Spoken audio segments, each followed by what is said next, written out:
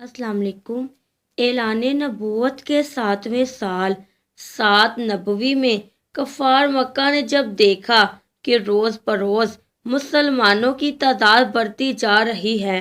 اور حضرت حمزہ اور حضرت عمر رضی اللہ تعالی عنہما جیسے بہادر قریش بھی دامن اسلام میں آ گئے، تو غصے میں یہ لوگ آپے سے باہر ہو گئے اور تمام سردار قریش اور مکہ کے دوسرے کفار نے یہ اسکیم بنائی کہ حضور صلی اللہ علیہ وآلہ وسلم اور آپ کے خاندان کا مکمل بائیکاٹ کر دیا جائے اور ان لوگوں کو کسی تنگ تاریخ جگہ میں رکھ کر ان کا دانا پانی بند کر دیا جائے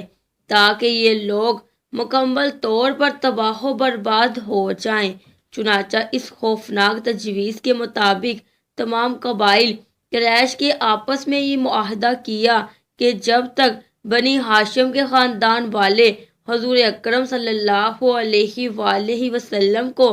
قتل کے لیے ہمارے حوالے نہ کر دیں، کوئی شخص بنو ہاشم کے خاندان سے شادی بیاہ نہ کرے، کوئی شخص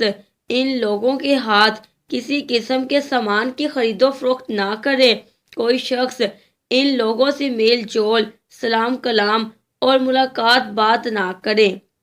کوئی شخص ان لوگوں کے پاس کھانے پینے کا کوئی سامان نہ جانے دے۔ منصور بن اکرمہ نے اس معاہدے کو لکھا اور تمام سردارین قریش نے اس پر دستخط کر کے اس دستاویز کو کعبے کے اندر رکھ دیا۔ ابو طالب مجبوراً حضور اکرم صلی اللہ علیہ وآلہ وسلم اور دوسرے تمام خاندان والوں کو لے کر پہاڑ کی اس گھاٹی میں، جس کا نام شعب ابی طالب تھا، پناہ لی۔ ابو لہب کے سوا خاندان بنو ہاشم کے کافروں نے بھی خاندانی حمیت و پاسداری کی بنا پر اس معاہدے میں حضور اکرم صلی اللہ علیہ وآلہ وسلم کا ساتھ دیا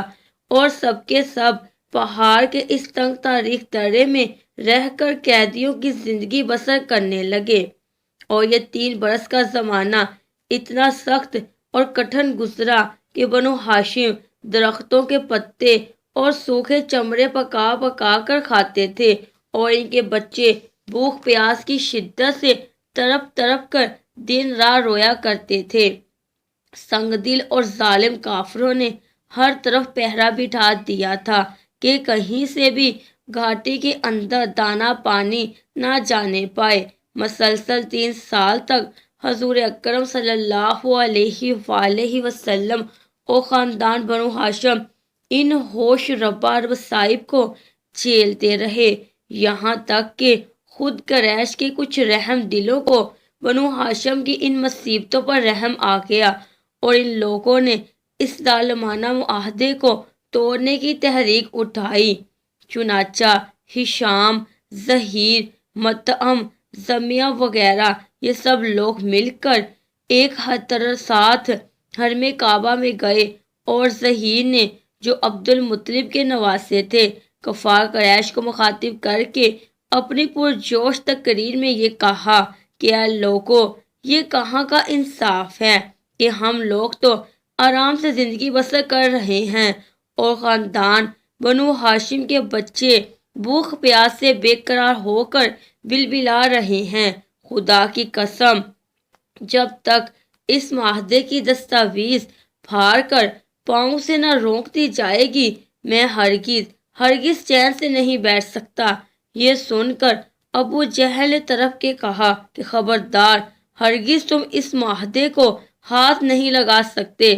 زمیہ نے ابو جہل کو للکارا اور اس زور سے ڈانٹا کہ ابو جہل کی بولتی بند ہو گئی اور سب نے صاف صاف کہہ دیا کہ اے ابو جہل،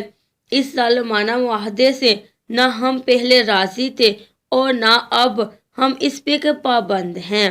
اسی مجمع میں ایک طرف ابو طالب بھی بیٹھے ہوئے تھے۔ انہوں نے کہا کہ اے لوگو، میرے بھتیجے محمد صلی اللہ علیہ وآلہ وسلم کہتے ہیں کہ اس معاہدے کی دستاویز کو کیڑوں نے کھا ڈالا ہے اور صرف جہاں جہاں خدا کا نام لکھا ہوا تھا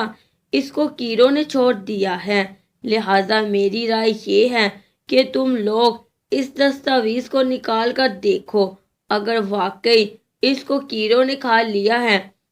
تو اس کو چاک کر کے پھینک دو، اور اگر میرے بھتیجے کا کہنا غلط ثابت ہو تو محمد صلی اللہ علیہ وآلہ وسلم کو میں تمہارے حوالے کر دوں گا۔ یہ سن کر مطعم بن عدی کعبہ کے اندر گیا اور دستاویز کو اتار لایا، اور سب لوگوں نے اس کو دیکھا تو واقعی صرف اللہ تعالیٰ کے نام کے سوا پوری دستاویز کیڑوں نے کھا لی تھی۔ مطعم بن عدی نے سب کے سامنے اس دستاویز کو پھاڑ کر پھینک دیا، اور پھر قریش کے چند بہادر باوجود یکا یہ سب کے سب اس وقت کفر کی حالت میں تھے، ہتھیار لے کر گھاٹی میں پہنچے اور خاندان بنو ہاشم کے ایک ایک آدمی کو وہاں سے نکال لائے اور ان کو ان کے مکانوں میں آباد کر دیا۔ یہ واقعہ 10 نبوی کا ہے۔ منصور بن اکرمہ جس نے اس دستاویز کو لکھا تھا، اس پر یہ قہر الہی ٹوٹ پڑا کہ اس کا ہاتھ شل ہو کر سوکھ گیا۔